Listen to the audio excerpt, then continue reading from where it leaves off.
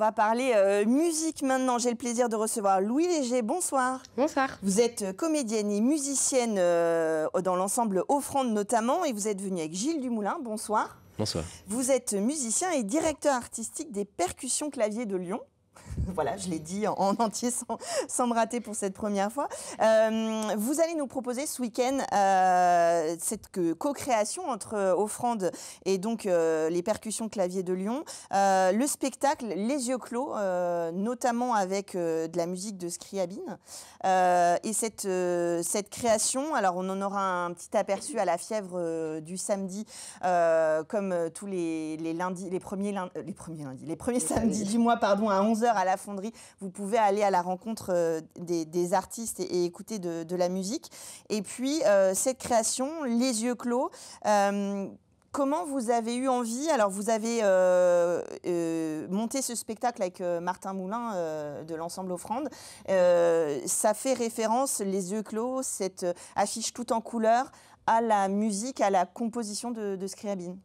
Alors de Scriabine, mais je dirais plus largement, plus précisément de notre projet, qui est avec ces deux musiques qui sont finalement celles de Scriabine, Alessandro Scriabine, compositeur du fin 19e et début 20e, et celles de Martin Moulin qui sont assez distantes au départ, mais qu'on va se faire rejoindre. Et là, les yeux clos, c'est que quand on ferme les yeux, on reçoit plus facilement la musique, on reçoit des sensations plus globales, et donc c'est une manière de réunir ces deux musiques dans un spectacle. Et peut-être aussi, si on a les yeux clos et qu'on n'est pas éminent musicien, finalement, passer de l'un à l'autre se fait... C'est le but, bien sûr. C'est le but. On cherche l'ensemble Offrande, comme les Percussions Claviers de Lyon. On cherche à transmettre des musiques du passé, des musiques contemporaines pour l'ensemble Offrande, de la manière la plus directe et la plus ouverte possible. Parce qu'effectivement, par la musique, il y a pour nous des sensations très différentes qui peuvent arriver. C'est des sensations visuelles, c'est des sensations évidemment auditives.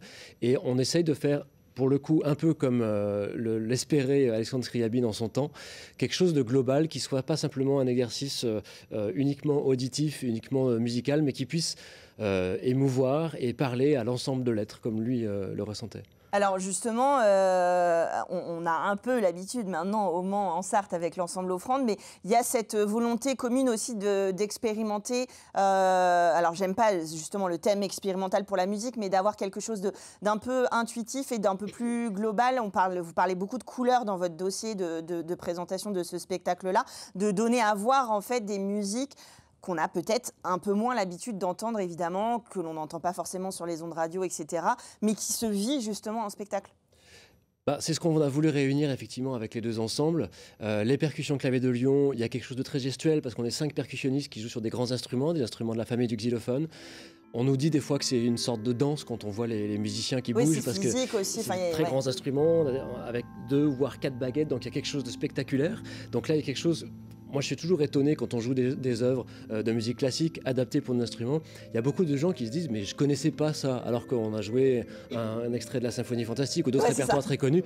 Mais je connaissais pas ça et on voit la musique autrement. Tant mieux. Et chez l'ensemble Offrande, effectivement, il y a aussi cet axe très important, et notamment dans la musique de Martin Moulin, de faire se rejoindre du sens, du texte, de la musique dans le corps du musicien.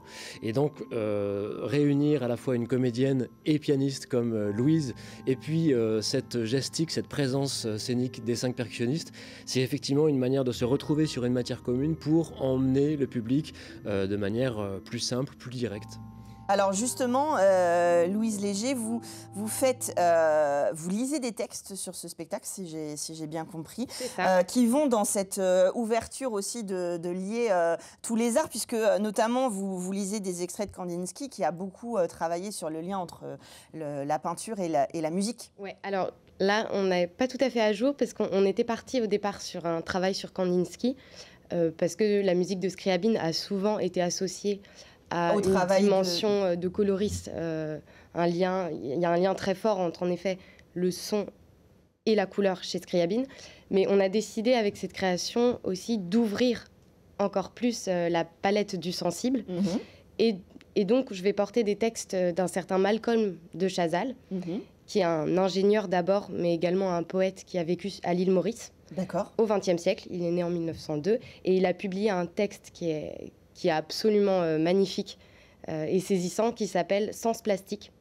donc, qui a été publié en 1948 et qui est en fait un recueil d'aphorismes qui vont de 2 lignes à 40 lignes et qui traite de la sensation sous toutes ses formes.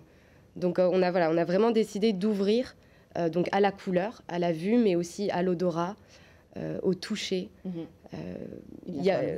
au geste, pour rejoindre aussi ce que disait Gilles tout à l'heure.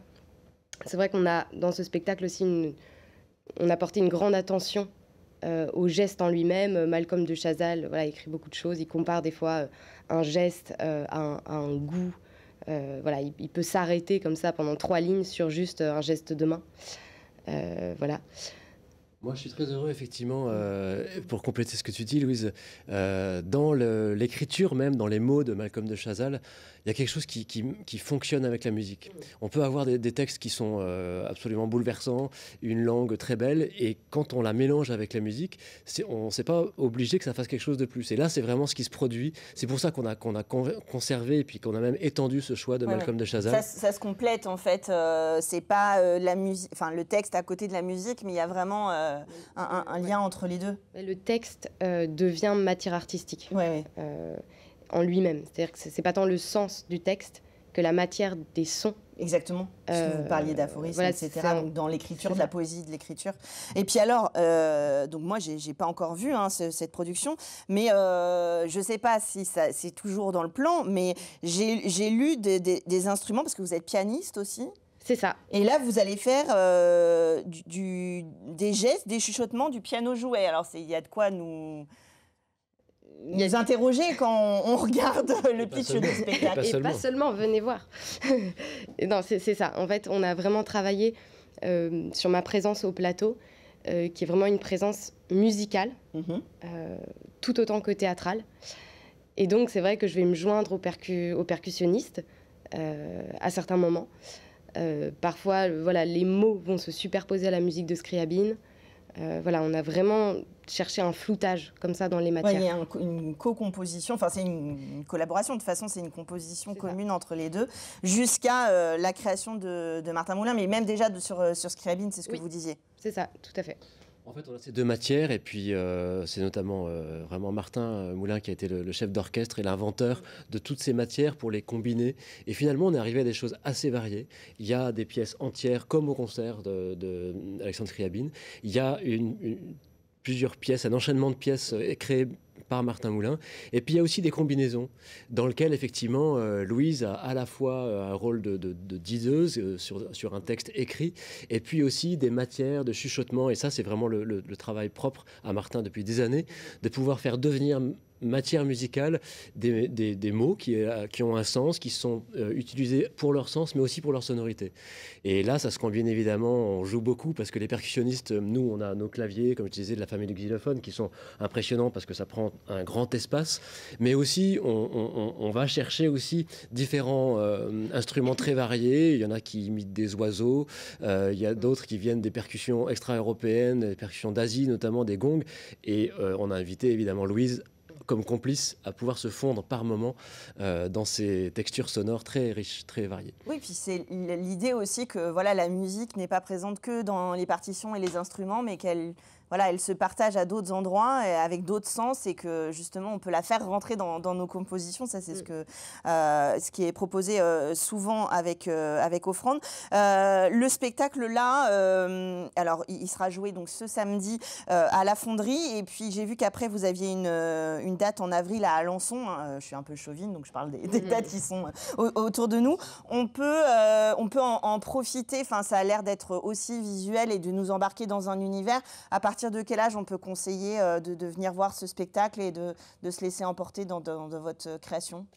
Alors, je dirais que notamment pour samedi, il y a cette fièvre du samedi matin qui est propice à venir en famille le matin. Qui est très ouverte. Et ensuite, moi, je pense qu'à partir de 10 ou 12 ans, c'est quelque chose de très visuel. Donc, les concerts des percussions clavier de Lyon s'adressent souvent à un public même pour enfants. Après, c'est une question de durée et de sensibilité. Oui. Mais c'est vraiment quelque chose de toujours très captivant. Et puis, j'aime bien le préciser, parce que c'est vrai que des fois, les gens hésitent à aller voir de toute façon. Alors, déjà, vous pouvez pouvez aller le matin à 11 h à la fonderie pour la fièvre du samedi et ça vous donnera une petite idée. Et puis allez voir, on vous a passé quelques images, mais allez écouter justement les percussions clavier de Lyon pour voir si vous avez envie de les voir en scène aussi, parce que c'est vrai que c'est très impressionnant.